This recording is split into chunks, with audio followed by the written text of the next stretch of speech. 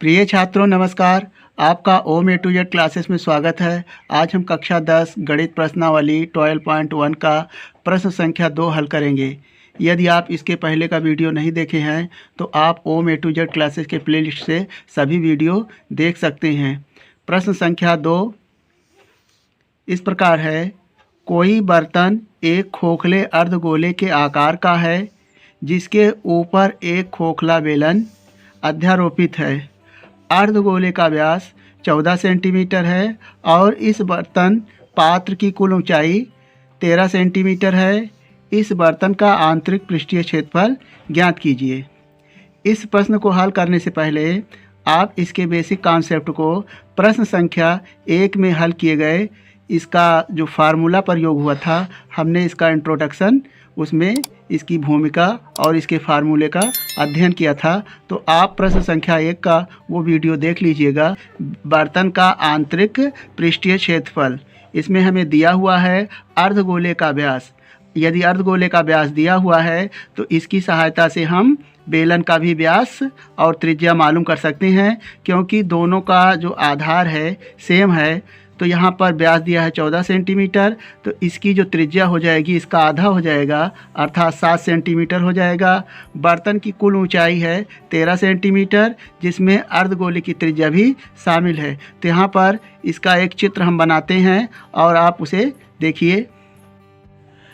प्रश्न के अनुसार हमने यह फिगर निर्मित किया है। यहाँ पर देखें, यह अर्धगोला है और इसके ऊपर एक बेलन अध्यारोपित है। हमें दिया है बेलन का और अर्धगोले का जो व्यास है वह 14 सेंटीमीटर है।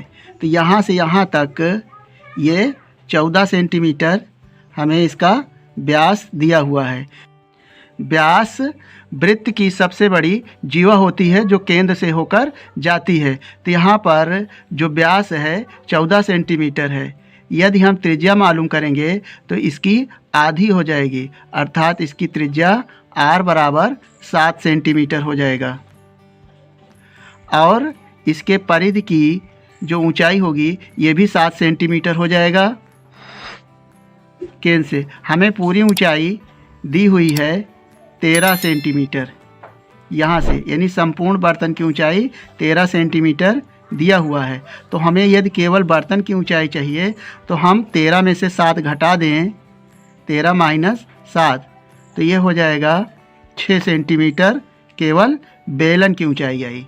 तो यहाँ पर हम जो फार्मूला का प्रयोग करेंगे, क्योंकि संपूर्ण बर्तन की आंतरिक पृष्ठीय क्षेत्रफल ज्ञात करना है, तो बेलन का जो वक्र पृष्ठ है उसका फार्मूला होता है 2 पाई आर एच, और अर्धगोले का जो वक्र पृष्ठ होगा वो 2 पाई आर स्क्वायर होगा।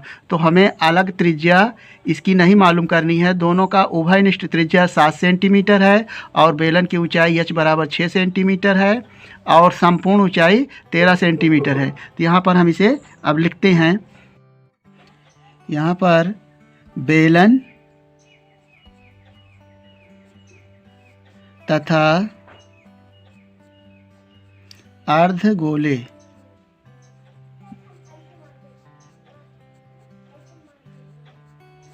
का व्यास,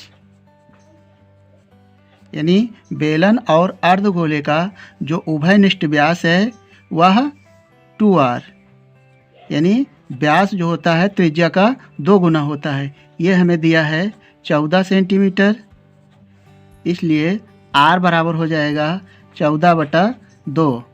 r बराबर आ जाएगा 7 सेंटीमीटर। तथा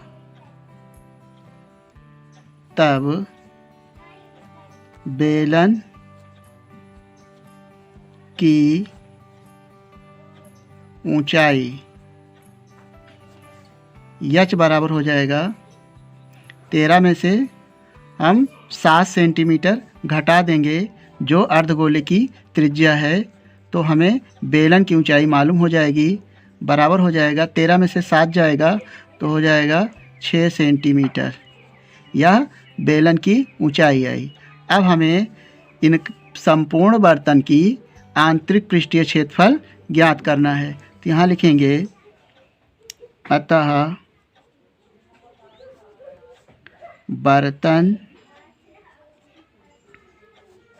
का आंतरिक पृष्ठीय क्षेत्रफल बराबर हो जाएगा बेलन का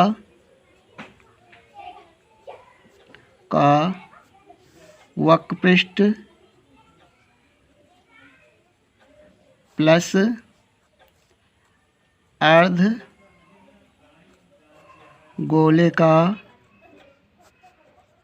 वक्रपृष्ठ। यहाँ पर बेलन का हमें जो वक्रपृष्ठ सूत्र मालूम है 2πr/h।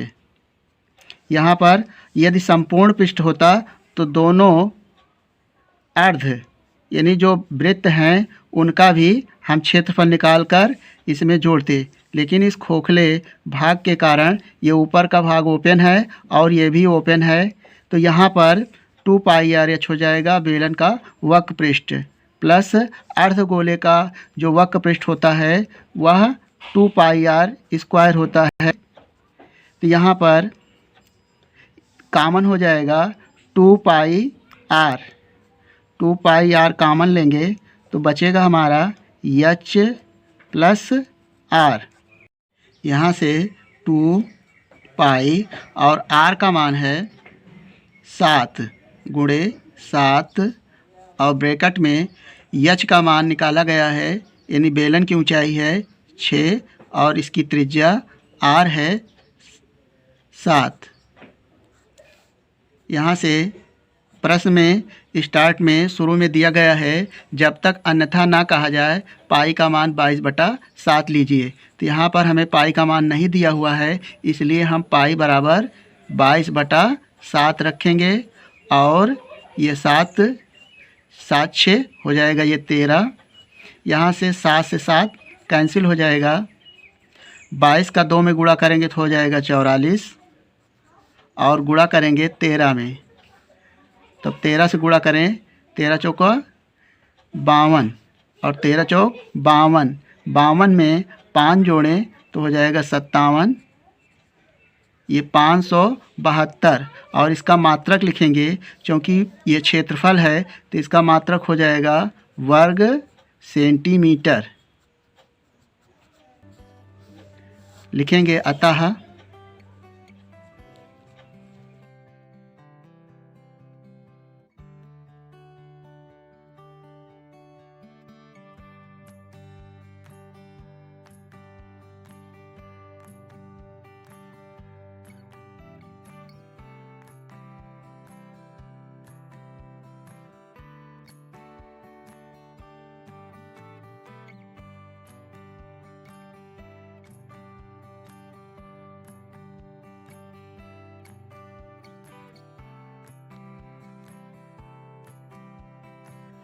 बर्तन का आंतरिक पृष्ठीय क्षेत्रफल बराबर 572 सेंटीमीटर स्क्वायर या वर्ग सेंटीमीटर, या इस प्रश्न 2 का हल आया और यही इसका उत्तर हो जाएगा।